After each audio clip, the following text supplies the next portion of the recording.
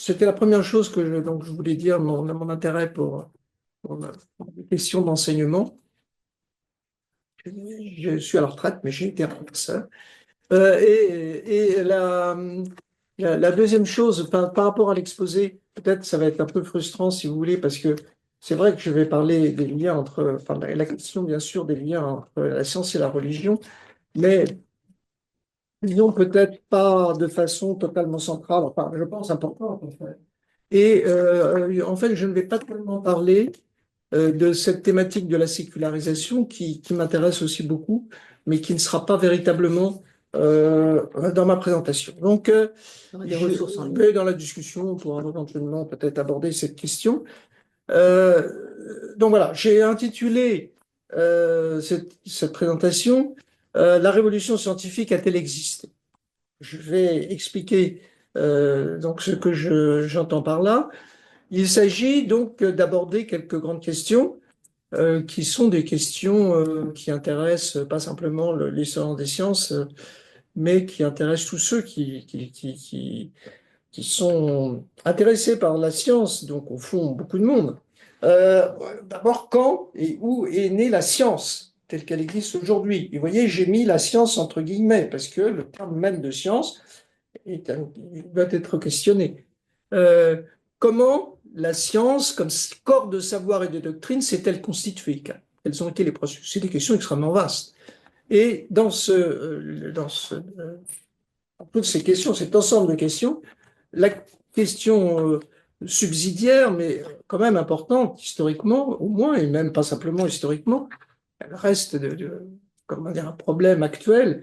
Quelle relation la science a-t-elle entretenu, elle entretient-elle encore éventuellement, mais a-t-elle entretenu dans son développement avec les religions? Donc là, on est dans le cœur de ce qui intéresse, ce qui vous intéresse. J'ai mis en dessous, vous voyez, la science est ici entre guillemets l'expression, parce que il faut quand même bien avoir en tête, quand on s'intéresse à l'histoire des sciences, c'est toujours le problème, évidemment, c'est que les mots peuvent être piégés. Et l'expression science au singulier est en fait une expression très tardive qui n'a été adoptée que dans la deuxième moitié du XIXe siècle. Et pour, comment dire, réunir, rassembler des disciplines qui sont reconnues aujourd'hui comme légitimes, comme scientifiques. Donc, on disait depuis très longtemps les sciences au pluriel, mais la science, parfois avec un S majuscule, c'est une création tardive. Mais enfin, je la reprends. J'ai dans le manuel qui a été évoqué, j'ai appelé l'histoire de la science moderne. Et il faut bien avoir à l'esprit que c'est un terme qui pose question. Donc, ce sont des questions très vastes, et donc je vais me concentrer ici sur un thème particulier, un thème dans une vision historique, en rapport avec ces questions, celui de la révolution scientifique. Il y a d'ailleurs le terme les révolutions scientifiques au pluriel, je ne sais pas si je l'évoquerai, mais là, je spécifie ce qui est la révolution scientifique par excellence, c'est-à-dire la révolution scientifique du XVIIe siècle. C'est comme ça, c'est une formule toute faite presque, voilà, la révolution scientifique du XVIIe siècle. Donc ma présentation, je tiens à le dire, enfin vous allez le comprendre, n'est pas une conférence ou un cours d'histoire. Je ne vais pas étudier, raconter la révolution scientifique du XVIIe siècle. C'est une réflexion plutôt que je voudrais mener avec vous, enfin quelques thèmes en rapport avec cette question de la révolution scientifique du XVIIe siècle et un peu comprendre aussi comment cette notion a émergé, qu'est-ce que ça signifie, quels sont les enjeux. Alors, avant d'en venir à ça, et c'est lié en fait intimement, parce qu'il ne s'agit pas de parler dans l'abstrait, je vais indiquer rapidement ce que recouvre ce qu'on a appelé la révolution scientifique du XVIIe siècle. Donc cette formule, la révolution scientifique du XVIIe siècle. Donc la révolution scientifique du XVIIe siècle, je vais entrer dans un peu plus de détails, mais sans faire un cours d'histoire, je le répète, mais quelques points importants pour situer. D'abord, la révolution scientifique du XVIIe siècle porte pas sur toutes les sciences telles qu'on les entend aujourd'hui. Elle porte sur les sciences de la nature, d'abord, les sciences de l'homme, et plus précisément sur ce qu'on appelait alors la philosophie naturelle. Et en fait, ce qu'on appelle aujourd'hui la physique, c'est exactement le même mot en réalité, hein. La philosophie naturelle n'est que la traduction en latin du terme de physique qui vient d'Aristote. Enfin, au XVIIe siècle, on utilisait plutôt philosophie naturelle. En anglais, natural philosophy a été utilisé pendant très longtemps. En français, on est passé à physique dès le XVIIe siècle, en fait. Mais euh, au début du XVIIe siècle, on parlait encore de philosophie naturelle, et c'est intéressant, vous allez voir aussi, qu'il y ait le terme philosophie. Cette révolution scientifique, elle concerne l'étude des corps matériels, bien sûr, c'est la physique, mais aussi l'étude de l'univers, ou du moins celle du système solaire. Ce qu'on appelait, à l'époque, qu'on a appelé longtemps encore jusqu'au XIXe siècle, le système du monde. Mais qui en fait, de notre point de vue, n'est que le système solaire. Et elle porte donc cette étude, cette révolution scientifique, pardon, aussi sur l'astronomie. Donc vous avez la physique et vous avez l'astronomie. Et souvent, ce qu'on a vu comme l'essence de la révolution scientifique du XVIIe siècle, c'était cette idée de dégager des lois de la nature, mais ce qui pouvait être déjà nouveau, l'idée qu'il y avait des lois de la nature, mais surtout que cette étude devait être fondée sur l'expérience, peut-être sur l'expérience au sens d'expérimentation, et aussi sur les mathématiques. Ça devait être mathématique. Donc vous allez voir, je vais préciser un peu ça en avançant. Cette révolution scientifique, c'est le dernier point. Et voilà, c'est aussi pour ça aussi que ça nous intéresse aujourd'hui peut-être, c'est qu'elle implique pas simplement le développement voilà, de la physique, si vous voulez, ce qui est déjà pas mal, mais elle implique une réorganisation d'ensemble du système des connaissances, des savoirs, et en particulier des relations qui pouvaient exister, qui ont continué, si on veut, à exister entre la philosophie naturelle, ce qu'on appelle aujourd'hui la physique, les sciences de la nature de manière plus générale, mais enfin, là, vous l'avez compris, c'est la physique, la philosophie et la théologie. Et donc, la théologie, donc, c'est la science qui parle des choses divines, si je puis dire, et c'est la science donc liée du religieux, et donc il y a des rapports avec la religion, au moins sur le plan intellectuel. Alors, pour aussi bien resituer, que vous ayez à l'esprit, je pense que beaucoup d'entre vous le savent, mais la révolution scientifique a impliqué beaucoup d'acteurs, évidemment. Mais on a retenu surtout quatre grandes figures. Et vous allez voir, je vais insister sur ce point.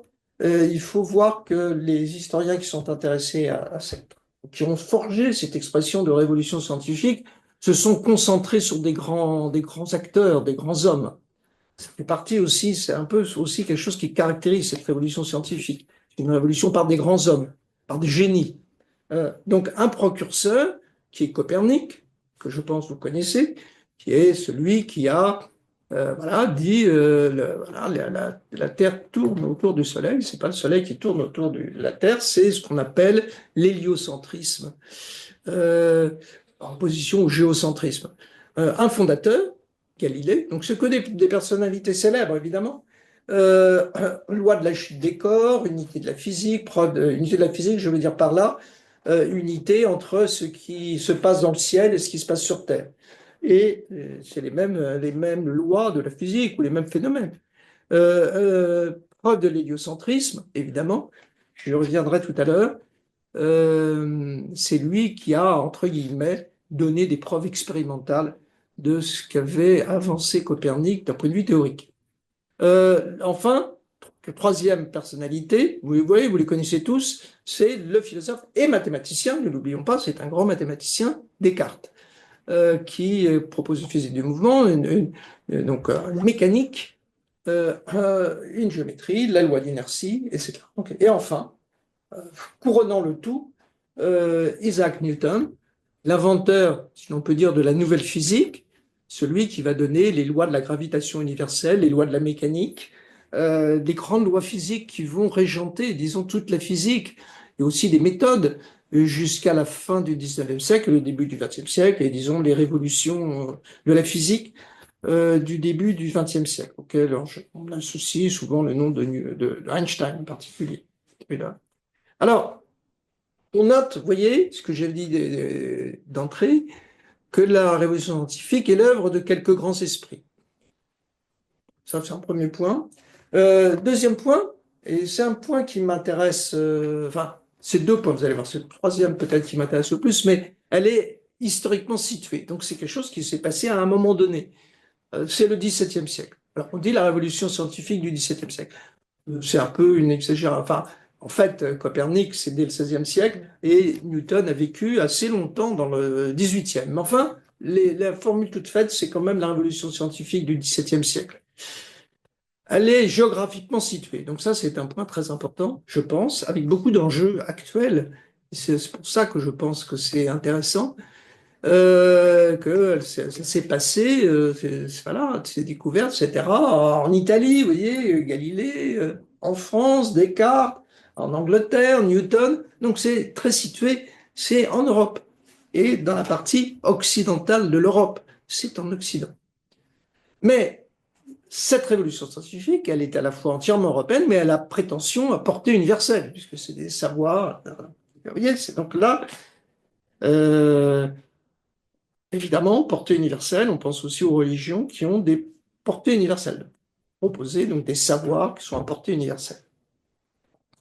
Alors, dans le grand récit de l'histoire des sciences qui s'est mis en place depuis le XVIIIe siècle, la science, donc j'utilise ce terme qui est assez récent en fait, mais là, toute l'entreprise scientifique s'est constituée en se libérant de la religion, associée à l'obscurantisme. C'est partie du grand récit, où il y a l'obscurantisme, les Lumières et la science, qui est un acteur majeur de ce mouvement des Lumières. Et la condamnation par les autorités ecclésiastiques de l'héliocentrisme de Copernic, je vais y venir, et surtout le procès de Galilée en 1633, témoigne de ce combat. Donc il y a eu vraiment quelque chose qui sera au cœur de cette révolution scientifique. Je rappelle, là, un petit peu d'histoire des sciences, mais c'est très très vite. C'est un épisode extrêmement connu, mais que je faut évidemment avoir à l'esprit. C'est que Galilée a défendu le système héliocentrique de Copernic. Il était convaincu, semble-t-il, déjà de la pertinence, de l'intérêt du système héliocentrique de Copernic. Il a défendu le système héliocentrique de Copernic dès 1610 en s'appuyant sur les observations qu'il a faites avec une lunette astronomique. La lunette astronomique venait d'être inventée, donc il a fait des observations dans le ciel. Je passe sur ces observations et comment il en a déduit que ce qui se passait dans le ciel, ce qui était sur Terre, c'était pas fondamentalement différent, et qu'il y avait des petits systèmes, comme par exemple des satellites de Jupiter, qui, voilà, une grosse masse et puis qui tournent. Donc, voilà, il en a déduit par une série de remarques, les tâches au Soleil, la Vénus, etc. C'est aussi les phases de Vénus, c'est très important. Il en a déduit que le système héliocentrique de Copernic, on pouvait dire que c'était quasiment confirmé par les observations. Alors que Copernic avait fait, c'est au milieu du XVIe siècle, et ça avait été très mal reçu par les autorités et les théologiens, disons, et beaucoup de philosophes, au sens de philosophie naturelle. Et bon, à la limite, on avait bien voulu admettre que ça pouvait, comment dire, être bien pratique pour faire des calculs, mais que ça ne pouvait pas, comment dire, euh, être la réalité. Donc là, avec Galilée, si c'est vraiment réel, c'est l'affirmation, et c'est montré par alors, le système héliocentrique. Donc dès 1610, dans le Messager des étoiles, il publie ça, etc. Il commence, enfin, il y a un débat, etc. Ils vont lui dire d'être prudent. Et finalement, je passe cette histoire, qui est une histoire très intéressante, assez complexe, qui a été énormément étudiée. Il va publier en 1632 en italien, c'est-à-dire un savant de l'époque, il n'écrit pas en latin, il écrit en italien, donc avec une certaine audience, le dialogue entre les deux grands systèmes du monde, dans lequel Alors, on dit que c'est le pape lui-même qui l'avait commandé, ce travail, où il s'agissait de montrer les deux grands systèmes, le système de Ptolémée et le système de Copernic, le système géocentrique et le système héliocentrique, et l'idée, ça aurait été, enfin, dans l'esprit peut-être des commanditaires, ça reste discuté, mais que voilà, il fallait faire une présentation équilibrée. Et en fait, Galilée se moque des aristotéliciens, et enfin, c'est évident que c'est le système de Copernic qu'il promeut. Et donc là, c'est là où les ennuis vont tomber. Donc c'est quelque chose qui va aller très vite. C'est une histoire, une dimension politique d'ailleurs, en certaine mesure, mais il va être, comment dire, transféré à Rome, convoqué à Rome, jugé par un tribunal de l'Inquisition et condamné. Il doit abjurer ses erreurs. C'est là, vous savez, il y a cette fameuse phrase, c'est apocryphe, mais il dit pourtant elle tourne, mais qui murmure. Il est assigné. Alors, comme il a accepté d'abjurer ses erreurs, bon, ça va, si je puis dire, mais enfin, il est quand même assigné à résidence jusqu'à la fin de ses jours et il est condamné au silence. Donc, ça va avoir un retentissement énorme déjà à ce moment, ça n'empêchera pas le système de Copernic de s'imposer assez rapidement, mais finalement, à partir du XVIIIe siècle, et d'ailleurs, on va arriver avec un certain décalage de temps, en fait, Galilée va devenir une sorte de martyr de la science, construit comme martyr de la science. Hein, lorsque Napoléon viendra occupera Rome, il fera, il s'emparera, c'est une décision de vraiment de pouvoir politique, de s'emparera des pièces du procès de Galilée pour les publier. Hein, donc, ça lutte contre l'Église. Euh, mais au-delà du cas de Galilée, c'est la question de l'incompatibilité ou l'incompatibilité entre la science et la religion, et en particulier la religion chrétienne qui se trouve posée. Hein. Et c'est bien pour ça, et c'est bien comme ça, que ceux qui voient en Galilée un martyr de la science, hein, effectivement un martyr de l'Inquisition, présentent la question. Alors, j'en arrive maintenant à la révolution scientifique. Je fais un saut, mais d'ailleurs, je vais revenir. La révolution scientifique, c'est une notion qui est assez tardive. Elle ne date que du XXe siècle.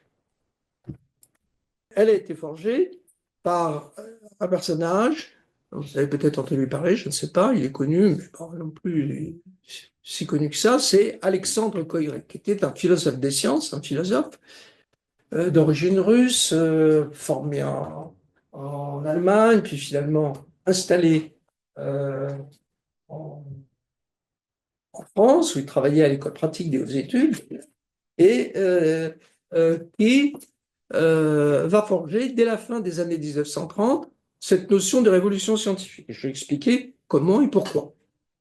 Et cette idée, donc pendant la guerre, il partira, il passera la guerre aux États-Unis, et là, il va multiplier les contacts aux États-Unis, et elle va être adoptée après la Seconde Guerre mondiale par la majorité des historiens des sciences professionnelles, en particulier anglo-saxons.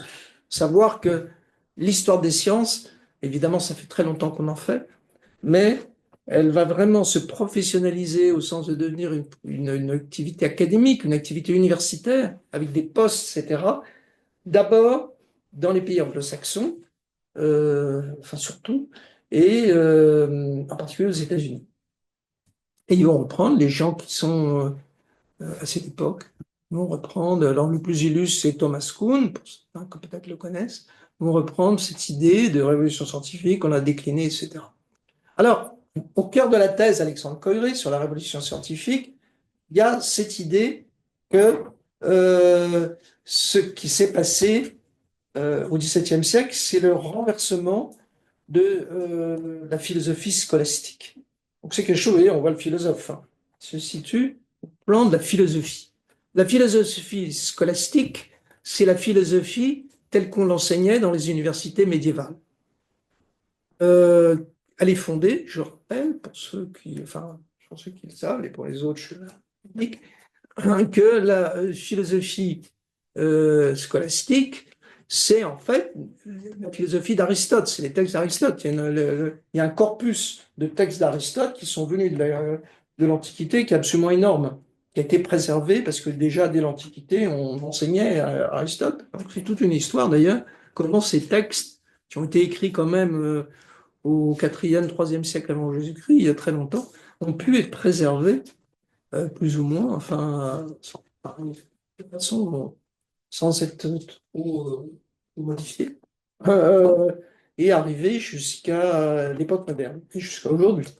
Donc, c'est une histoire extraordinaire, et cette philosophie d'Aristote, elle va, en particulier, arriver en Europe occidentale, en Europe chrétienne, souvent par des canaux d'ailleurs qui passent par les pays d'islam, et va être, comment dire, la philosophie, l'enseignement philosophique, enfin la base de l'enseignement philosophique qu'on enseigne dans les universités qui viennent d'être créées, comme comme à Paris ou ailleurs. Mais c'est une philosophie, Aristote est évidemment un païen, donc c'est une philosophie qui va être, d'Aristote qui va être adaptée. Et elle est en particulier revue par un certain nombre de savants, mais le plus important, c'est Thomas d'Aquin, qui est un théologien, et donc c'est une philosophie christianisée. C'est une version christianisée de cette philosophie païenne antique. La philosophie scolastique, elle est liée à la théologie. Donc dans l'organisation des études dans les universités médiévales, on fait la philosophie et après on va passer à la théologie, éventuellement à la médecine, mais sinon la théologie, qui est la reine des sciences, qui est considérée comme la reine des sciences, et la faculté de théologie domine l'université médiévale. Mais elle s'en distingue. Elle s'en distingue, c'est quelque chose qui est une chose intéressante. Vous avez la théologie, vous avez autre chose qui est la philosophie, qui a des bases païennes à l'origine. Et cette philosophie, il faut bien comprendre aussi que c'est pas la philosophie au sens où on l'enseigne dans les classes d'enseignement de terminale aujourd'hui, puisqu'elle comprend aussi ce qu'on appellerait aujourd'hui les sciences de la nature, la philosophie naturelle, qui est une grosse partie de cette philosophie scolastique qui comprend plein de choses, donc la métaphysique, la morale, etc., l'éthique, mais aussi la philosophie naturelle, l'étude de la nature, ce qu'on appellera la physique, comme je l'ai déjà dit. Alors, comme je l'ai dit, Alexandre Corée voit la révolution scientifique du XVIIe siècle comme le renversement de cette cette tradition universitaire dans les universités médiévales, qui était celle de la philosophie scolastique. En fait, c'est à la milieu du 19e, du 20e siècle, il s'inscrit dans une tradition. J'ai fait un grand saut. J'ai fait un grand saut en allant jusqu'au. Donc là, maintenant, je vais boucher le trou, si je puis dire. Et donc, Alexandre Corée, en fait, s'inscrit dans la tradition classique du rationalisme. C'est un rationaliste, clairement, mais il veut la renouveler. Pour les philosophes rationalistes du XVIIIe siècle, philosophes des Lumières, comme on les appelle parfois, j'ai retenu deux personnalités de philosophes qui sont vraiment intéressés à ces questions. C'est Voltaire, d'une part, qui a introduit sur le continent, enfin, qui a contribué à introduire sur le continent la physique de Newton, et Condorcet, à la fin qui était secrétaire perpétuel de l'Académie des sciences. Voltaire, Condorcet, le développement de la science est la marque de quelque chose qui est fondamental, qui est quelque chose d'historique, hein, les progrès de l'esprit humain. Donc cette idée du progrès. Et l'œuvre des savants du XVIIe siècle s'inscrit donc dans une longue histoire dont Condorcet, en 1793, a donné le récit dans un texte qu'il a écrit peu de temps avant sa mort, dans lequel, donc j'ai retenu quelques points, mais je ne vais pas trop insister, mais l'idée de progrès qui est liée à l'idée de perfectibilité. Cette idée que l'homme est un animal, certes, mais qu'il y a quelque chose de particulier, c'est qu'il peut se perfectionner, peut s'améliorer. cette idée d'une amélioration. C'est ça qui est la marque du progrès. Mais l'idée aussi que ce progrès, qui est donc c'est un progrès de l'esprit, mais ce progrès, il se fait par étapes. Il y a une histoire. On peut faire un historique de ça. Donc, il y a des époques. Ça distingue, je ne sais plus combien, 12, 10 époques. On voit d'ailleurs une époque dans le futur aussi. Et dans cette histoire, vous avez la lutte, une sorte de lutte entre l'obscurantisme et les Lumières. Et donc, le progrès se fait en se dégageant progressivement d'un obscurantisme. Et enfin, dernière remarque importante, c'est quelque chose d'universel. Donc, il y a un universalisme. Ça concerne l'humanité dans son ensemble. Ça concerne donc l'homme est perfectible en tant qu'animal, et la science concerne l'homme en tant qu'espèce, en tant que genre humain. Alors, si Coiré est un rationaliste, il est aussi marqué par l'empreinte du positivisme. Aujourd'hui, la tradition positiviste est très affaiblie, mais ça a été énorme. L'influence intellectuelle du positivisme a été gigantesque au XIXe siècle et encore dans la première moitié du XXe siècle. Donc, il n'est pas lui-même un positiviste, il s'en garde, mais en fait, il est quand même marqué par cette tradition intellectuelle très, très, très, très large, très complexe, etc., qui est née au début du XIXe siècle, qui s'est poursuivie. D'ailleurs, encore aujourd'hui, il y a encore des traces, évidemment. Et dans le positivisme tel que je le présente, il y a, depuis Auguste Comte, des lois de l'histoire. Et ces lois de l'histoire sont fondées, ça c'est très important, sur l'idée que l'humanité, l'histoire se fait par stade, se fait par ce que Auguste Comte appelait des états. On passe par des stades, l'humanité passe par des différents stades. Et donc les réalisations scientifiques du XVIIe siècle, elles sont vues dans cette perspective donc, du XIXe, elles sont vues comme une étape.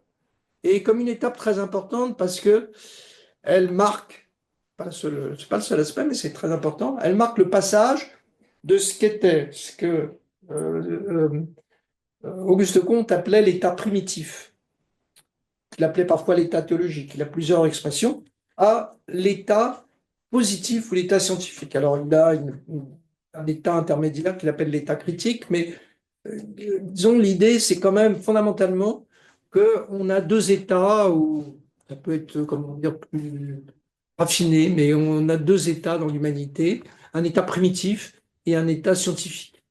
Et ce passage peut se faire de façon à des moments différents selon les domaines de savoir. Mais l'astronomie, enfin, c'était Auguste Comte, l'astronomie, la physique, c'est vraiment les domaines où ce passage s'est fait le plus tôt. On a quitté le domaine de la magie, etc., pour entrer dans le domaine de la science. C'est aussi, et c'est fondamental, un passage qui est différencié selon les peuples. Ça concerne l'humanité tout entière, mais dans cette division entre l'état primitif et l'état positif, vous avez des peuples qui restent encore à l'état primitif, qui sont encore des sauvages, si l'on veut. Et puis vous avez ceux qui sont entrés dans l'état positif et scientifique, ce sont les civilisés. Donc on trouve cette division qui évidemment renvoie à beaucoup de choses dans cette Europe dominante du XIXe siècle, entre les primitifs et les civilisés. Et ce passage, comme je l'ai dit, comment dire, un peu plus tôt, ce passage, il s'effectue d'abord en Europe, il s'effectue d'abord en Occident.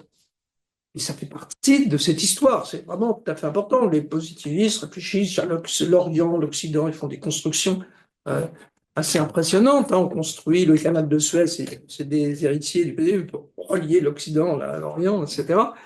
Donc ce sont des représentations qui sont extrêmement puissantes.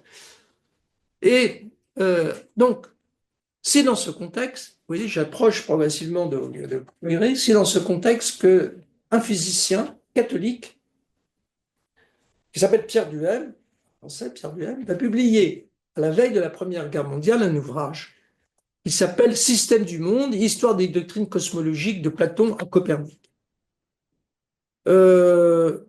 L'histoire que je vous ai racontée, Enfin, évidemment, elle n'a pas, tout le monde n'y adhère pas, évidemment. Et c'est vu, en particulier par le monde, euh, le monde catholique, mais plus largement, disons, les chrétiens, etc. C'est vu, évidemment, comme une thèse anti-religieuse. Donc, il y a toujours eu des résistances. Faut pas, le récit que je vous ai fait, évidemment, tout le monde n'y adhère pas. Je l'ai dit, j'ai insisté sur cette tradition très puissante, mais ça ne veut pas dire que tout le monde y adhère. Mais enfin, elle est dominante, malgré tout, très largement, en particulier dans le milieu, voilà, qui sont intéressés par la science, les scientifiques. Donc là, vous avez un physicien qui va, comment dire, s'opposer entièrement à cette vision, à partir, et donc qui décide d'entreprendre une recherche historique. Il va faire une étude érudite assez impressionnante, il faut le dire. Son système du monde, c'est un truc assez énorme, dont l'objectif est de montrer que les thèses de Copernic et de Galilée, c'est pas qu'ils les remettent en cause, bien sûr, mais en fait, il montre que c'est pas du tout quelque chose qui a rompu avec un état précédent. En réalité, c'est une prolongation. C'est une prolongation. Ça a été anticipé déjà par les savants du Moyen Âge. La philosophie scolastique, contrairement à ce qu'on a prétendu, n'était pas arriérée, n'était pas fermée aux innovations. Et donc, ce sont des savants du Moyen Âge, de la fin du Moyen Âge, du XIIIe, du XIVe, du XVe siècle, qui ont ouvert la voie à Copernic et finalement à Galilée. Donc, il n'y a aucune incompatibilité de principe entre la philosophie scolastique et la science moderne. C'est une invention des, euh, des gens des Lumières, c'est des inventions des positivistes. C'est là que j'en arrive à Alexandre Koyré. La thèse de la révolution scientifique d'Alexandre Koyré, elle est élaborée peu de temps, que décennies après Pierre Duhem, qui a eu un gros impact. Donc c'est une dizaine, quinzaine d'années après qu'il va élaborer sa thèse de la révolution scientifique. C'est d'abord une réponse à la thèse continuiste de Pierre Duhem. Donc l'idée que continuiste, ça veut dire qu'il y a une continuité en fait entre la science du Moyen Âge, la science médiévale et la science moderne. Il n'y a aucune rupture en fait. Et la notion de révolution scientifique, ce qu'il va élaborer, c'est justement pour réfuter cette thèse continuiste de Pierre Duhem. S'il y a eu une rupture, il y a quelque chose de fondamental qui s'est passé. Euh, Quelque part, ça reprend bien sûr des thématiques qui avaient été élaborées précédemment, mais il va le donner, vous allez voir, un caractère plus précis et plus spécifique. La révolution scientifique relègue ce qui est donc hors de ce nouveau paradigme. J'utilise cette expression qui va être inventée justement par les partisans de la révolution scientifique dans le domaine de la non-science. Donc, c'est la physique d'Aristote, c'est pas une science, mais avant la science, mais bien sûr aussi l'astrologie, la magie, etc. Tout ça, et voilà, il y a quelque chose qui émerge, et donc, on revient sur cette idée, la révolution scientifique sépare entièrement la science de la religion. Elle rompt le lien, c'est ça de façon plus précise, elle rompt le lien entre philosophie naturelle et théologie. Philosophie naturelle, c'est physique. Alors, Alexandre Koyré, c'est là la complexité des choses, c'est pas un positiviste. Il y a quelqu'un qui lui est contemporain, qui reste encore assez connu, qui est Gaston Bachelard, qui lui a un esprit très original, mais il est quand même assez clairement positiviste. Pour les positivistes, la science est fondée sur des faits, hein, et sur le rejet des fausses évidences, c'est ce que Bachelard appelait les obstacles épistémologiques. Pour Koyré, c'est autre chose. L'essence de la révolution scientifique du XVIIe siècle, c'est quelque chose d'entièrement nouveau, qui apparaît donc à ce moment-là, qui est de la mathématisation du réel. On introduit les mathématiques, absolument pas, en tout cas c'est ce qu'il affirme, dans la philosophie scolastique, dans la philosophie naturelle des scolastiques, cette idée que le réel peut être mathématisable. Et donc, c'est pas du tout la recherche des faits. Donc, je donne simplement un exemple, je ne vais pas rentrer dans le détail, mais vous savez que Galilée, comment dire, des choses importantes découvertes importante auquel le nom de Galilée reste attaché, c'est la loi de la chute des corps. Et donc, il y a eu tout un débat pour savoir est-ce qu'il avait fait des expériences, pas des expériences. Évidemment, il y a la chute de la pierre de la tour de Pise, mais aussi des expériences plus précises qu'il a pu faire. Donc, disons, la tradition, c'était de penser que, et d'ailleurs, les historiens ont montré que c'était parfaitement exact, que Galilée avait fait des expériences précises. Mais pour Alexandre Koyré, c'est très clair. Non, Galilée n'a fait aucune expérience, que des expériences de pensée. Il n'a jamais réalisé. En fait, c'est toujours voilà, cette volonté de mathématiser le réel, de trouver une loi mathématique de la chute des corps qui aurait été à l'origine de sa découverte. Alors, j'ajoute une chose qui est aussi très important. La thèse de Koyré, il faut la replacer dans son temps. C'est donc la réfutation de la thèse continuiste de lui, mais il a aussi un autre adversaire, en fait. C'est aussi une réponse à la thèse marxiste qui est présentée en 1931 par la délégation soviétique au Congrès d'histoire des sciences à Londres. Donc, ça a été quelque chose, entre guillemets, dans le petit monde de l'histoire des sciences, ça a été assez célèbre. L'intervention qu'a fait la délégation soviétique à ce congrès, où il rompt complètement avec la tradition positiviste dominante et où donc les deux délégués, Nicolas Boukharine, qui est donc un dirigeant bolchevique très connu, un compagnon de Lénine, envisage la science comme le produit de la pratique. Il insiste beaucoup que la science est le produit de la pratique. Donc c'est la pratique matérielle, et en particulier la volonté voilà, de changer le monde et les connaissances pratiques qui sont liées à ça. Et de façon plus précise, Boris Hessen, qui fait dépendre toute l'œuvre de Newton, donc un des acteurs majeurs de la révolution scientifique, de l'état de la technique de son temps. Et donc, la révolution scientifique de Koyré, c'est en fait aussi une réponse à cette thèse matérialiste. Parce que pour Koyré, c'est une révolution des idées. Ça n'a rien à faire avec l'économie, ça n'a rien à faire avec la technique, ça n'a rien à faire avec l'expérience, on a vu, mais aussi ça n'a rien à faire avec la lunette astronomique. Elle est quand même un objet technique. Donc, tout réside dans la mathématisation de la nature. Alors, reprise et étendue par une nouvelle génération d'historiens des sciences aux États-Unis, Koyré s'était installé après 1940, ces idées vont dominer donc l'histoire des sciences institutionnelles pendant toute la guerre froide. Beaucoup d'historiens qui ont travaillé sur cette période ont associé de façon peut-être un peu exagérée, mais c'est une dimension, en fait, toutes ces théories comme des théories en fait de guerre froide. En fait. C'est le moment où la science américaine se développe de façon impressionnante. Beaucoup de ces historiens américains enseignent à Harvard, enseignent à Princeton, sont assez liés à ce monde. Et donc, on développe une théorie historique, celle de la révolution scientifique, qui est clairement, disons,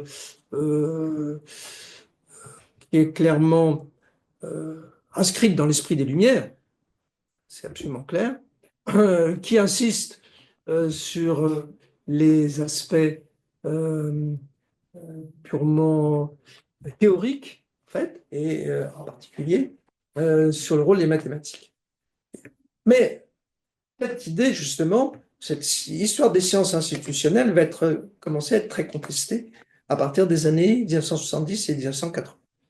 Donc, un noyau a évoqué les science studies, tous ces mouvements qui vont se développer d'abord dans les pays anglo-saxons, qui remettent en cause fondamentalement ce récit, ce grand récit de la révolution scientifique et puis généralement cette idée, voilà, développement.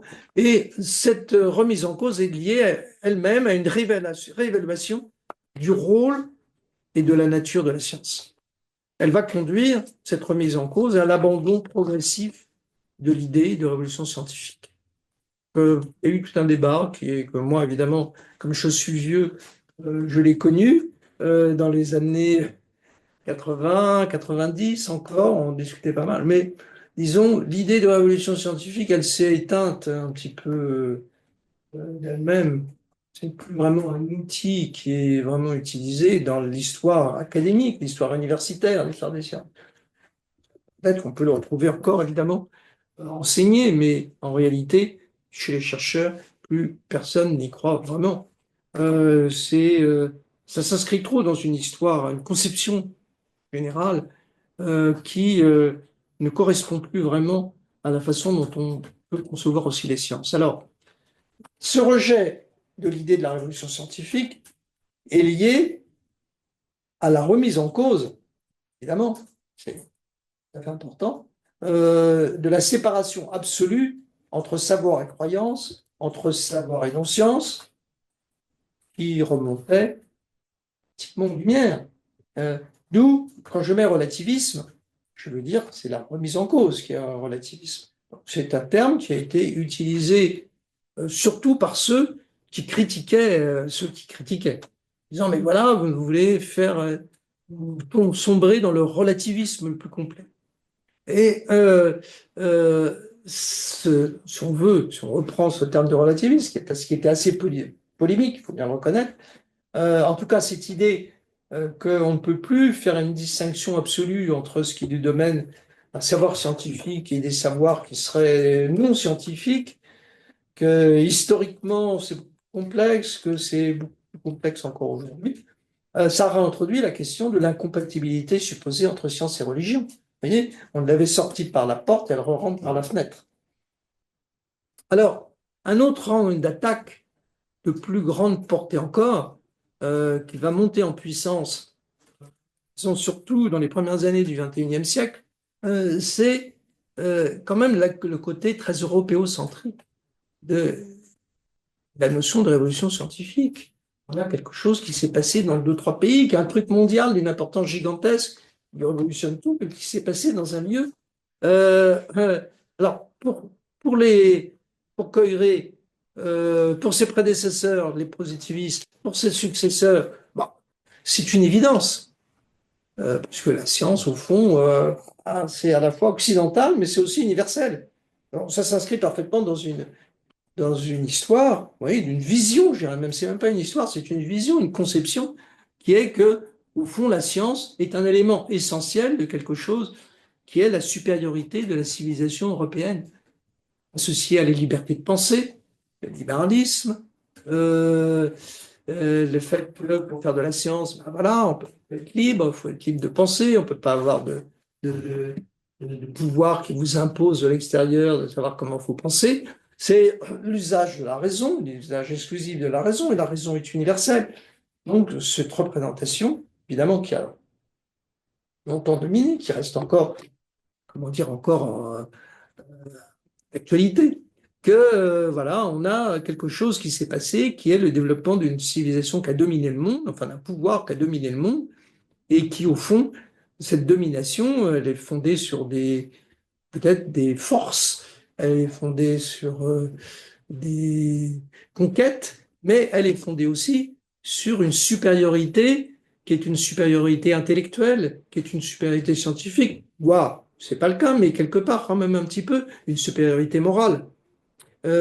Donc ça, c'est un aspect qui évidemment euh, a suscité cette vision européocentrée de très fortes réactions et de nombreux débats à partir des années 1980, et je dirais surtout à partir des années 2000. Ce n'est plus vraiment accepté non seulement dans de nombreux secteurs de l'opinion, mais je dirais au plan international. Alors, ceux qui ont euh, comment dire, réagi. J'ai mis ceci, mais on ne sait pas trop qui c'est ceci, mais c'est-à-dire ceux qui se sont opposés à cette vision européocentrée, euh, donc plutôt ces débats, pardon, ces nombreux débats, ils ont tourné autour de ce qu'on a appelé le problème de Needham. Alors, Needham, c'est un scientifique qui était un chimiste anglais, britannique, qui s'est énormément intéressé au développement de la science, à l'histoire de la science en Chine. il a vécu en Chine pendant la Seconde Guerre mondiale, etc. Donc, il s'est intéressé énormément à la Chine et disons, il a passé de la chimie, il était très bon chimiste, il est passé de la chimie à l'étude de l'histoire de la science en Chine et il a consacré le reste de sa vie à travailler sur cette question. C'était un personnage qui voyait la science d'un point de vue universel. Pour vous dire, c'est un de ceux qui a fondé l'UNESCO. Il faisait partie des groupes d'intellectuels qui ont contribué à la fondation de l'UNESCO en 1945. Et donc, il était extrêmement sensibilisé à la question, en tant que scientifique, du caractère universel de la science. Et comme il avait travaillé en Chine, il connaissait la Chine, il se passionnait pour la Chine, la question voilà, du caractère exclusivement européen de la science posait problème. Et donc, il a posé le problème, ce qu'on appelle aujourd'hui le problème de Needham. Le problème de Needham, c'est voilà, pourquoi la science moderne s'est-elle développée d'abord en Europe? Pourquoi? Pourquoi d'abord, est-ce vrai? Et bon, sans que ça soit vrai. Donc, pourquoi? Et pourquoi ne s'est pas développé ailleurs? Pourquoi ne s'est pas développé en Chine? Donc, ça, c'est une grande question que, en Chine, beaucoup se posent. Les Chinois, enfin, le monde intellectuel chinois. Le problème de Needham est célèbre partout, mais en particulier célèbre en Chine. Alors, il y a une réponse évidemment classique, qui est la réponse ancienne, la réponse qui continue à être souvent avancée. Pourquoi ça s'est développé en Europe? Simplement parce que en Europe, la science a bénéficié de la principale condition de son développement, qui est la liberté de penser et de débattre. Voilà, on peut penser, débattre, etc. Alors, certains font remonter ça aux Grecs, tiré par les cheveux, mais enfin. Voilà, déjà, à Athènes, on discutait, etc. Donc voilà, il y a une tradition. En Chine, ça a toujours été comment dire, l'autocratie. Voilà. Alors, on ne peut pas vraiment discuter librement. Donc, bon, voilà. Donc, je ne sais pas si cette réponse peut vous convaincre, mais beaucoup ont contesté et beaucoup ont proposé d'autres réponses. Alors, je voudrais évoquer, j'en retiendrai ici de deux sortes. Il y a un type de réponse qui sont des réponses œcuméniques. L'expression œcuménique, c'est Needham lui-même qui l'utilise. Et qui sont des réponses œcuméniques et universalistes. Donc c'est la réponse de Needham lui-même en particulier. Après, elle a pu être raffinée, on peut faire différentes versions, etc. Mais l'idée, c'est, oui, la science est une. Il y a une science, c'est constitué dans l'histoire, mais elle n'est pas née d'une révolution scientifique. Elle n'est pas née d'une seule révolution scientifique, qui serait la révolution du scientifique du XVIIe siècle, qui sont placés à un moment donné, qui aurait divisé, comme le pensait Coiré et ses successeurs, une science, comment dire, une période auparavant, euh, voilà, dominée par des autorités, voilà, comme dans le cas européen, puisque Coiré ne s'est intéressé qu'au cas européen, mais qu'on pourrait généraliser. Donc la science, elle n'est pas née de cette révolution scientifique, même si c'est un moment très important, il ne s'agit pas de le nier, mais elle est née plutôt, elle a résulté plutôt de la rencontre et de la fusion de multiples traditions venues de partout. Et donc, Needham lui-même s'est attaché à montrer comment en Chine, il y avait eu toute une science qui s'est développée, et puis aussi, non seulement qu'il y avait une science qui s'est développée, mais qu'il y a eu des échanges, des circulations, qu'il y avait eu des influences, pas simplement la boussole, que dans des domaines comme par exemple les mathématiques, l'apport qui vient de pays d'Asie, l'Inde, la Chine, etc., euh, les pays du Proche-Orient, etc., est absolument décisif pour comprendre ce qui s'est passé aussi au XVIe ou au XVIIe siècle en Europe. Donc ça, c'est tout un courant qui me paraît le plus fécond et je vais presque dire le plus sain en tout cas.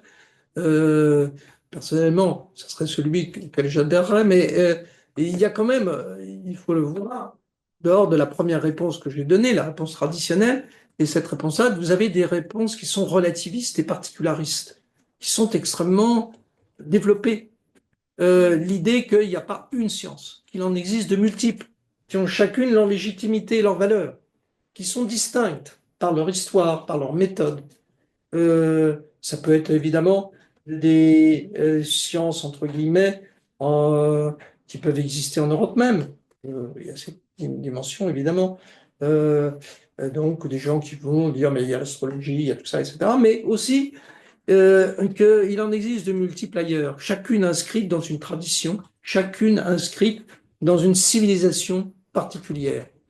Et les réponses du deuxième type, il faut le dire, suscitent aujourd'hui beaucoup d'attrait par leur rejet radical d'une science unique, symbole du suprématisme occidental. Il faut l'avoir à l'esprit, je pense. Et les réponses sont mauvaises, mais il faut bien reconnaître qu'elles viennent aussi de quelque chose qui est difficile à nier.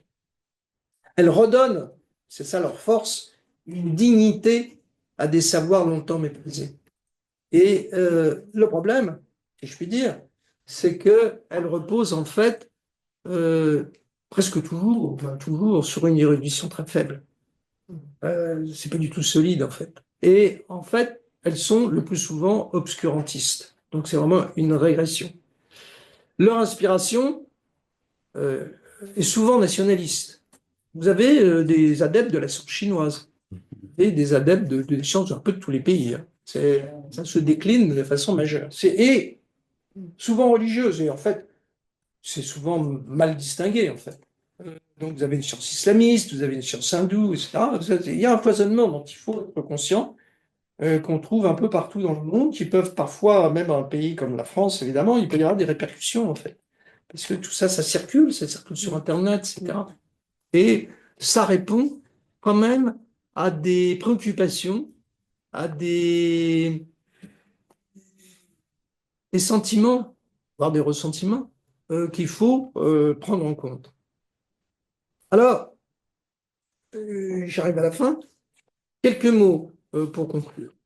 Vous voyez que j'ai la religion, mais en fait, je me suis un peu déplacé. Je n'ai pas parlé de la sécularisation, mais je me suis placé quand même sur un autre plan. Un enjeu aujourd'hui, je pense, c'est pour la science. Je pense que quand on est un enseignant, je pense qu'on le sait, et c'est vraiment très important.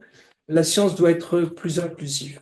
Elle doit être plus inclusive, elle doit inclure plus les femmes, etc. Enfin, il y a plein de façons de voir l'inclusion, mais elle doit être plus inclusive. C'est-à-dire aussi plus respectueuse d'autres traditions, plus respectueuse, parce qu'elle résulte d'un effort, ce que j'appelle un effort collectif et millénaire. Elle appartient à toute l'humanité. Et quand on dit qu'elle appartient à toute l'humanité, il ne faut pas y voir comme une espèce de cadeau que nous, les Européens, on aurait donné au monde. Donc, c'est le deuxième point que je mets. S'il n'est pas question de remettre en cause les percées décisives de la science réalisées en Europe à l'époque moderne, je ne serais pas quelqu'un qui va contester l'importance majeure de ce qu'on a mis sous le nom de révolution scientifique du XVIIe siècle. C'est évidemment considérable. Ces percées s'inscrivent dans une histoire plus longue. Donc moi, je suis un adepte de ce point de vue-là du continuisme. Une histoire plus multiple, plus complexe. Il ne s'agit pas d'aller simplement remonter au grec, parce qu'il y a une thèse aussi qui consiste à dire oui, effectivement, c'est plus ancien, mais c'est les Grecs. Bon, vous voyez, comme par hasard, on se retrouve toujours au même endroit. Non, c'est une histoire plus multiple que les historiens des sciences aujourd'hui s'efforcent de retracer. Donc, la science, le point que je voulais insister, la science n'est le monopole d'aucune civilisation. Et j'en arrive à la question des religions, de mon point de vue. Si les religions traditionnelles doivent prendre en compte les résultats de la science, ne pas les nier ou les combattre, donc ça veut dire évidemment, du point de vue des hommes de foi, des gens qui ont des convictions religieuses, etc., évidemment des religions constituées, un travail évidemment pour peut-être revisiter des certitudes à la lumière de la science. On peut pas. Donc c'est l'histoire de, j'ai rappelé, bien connue. On ne peut pas vraiment défendre aujourd'hui sérieusement que la Terre est au centre du monde. Donc voilà, il y a d'autres le développement des sciences plus tardives, qui peut-être sont encore avec des enjeux encore plus grands, le darwinisme, etc. Donc, quand on est dans une grande tradition religieuse, il faut quand même revisiter un peu certaines de ces conceptions, certains de ces dogmes, peut-être, en tout cas, revisiter ces choses-là, ne pas évidemment se braquer. Et c'est quelque chose qu'on peut exiger, si je puis dire, des grandes traditions religieuses qui sont respectables par ailleurs. Mais je voudrais aussi insister sur ce point, la science n'a pas vocation à les combattre, n'a pas vocation à combattre les religions, à combattre les croyances. Elle n'a pas vocation à les délégitimer. Je terminerai là-dessus. Euh, c'est un peu ma conclusion, ma morale que je sors de cette histoire. Voilà. Merci. Merci beaucoup. Merci.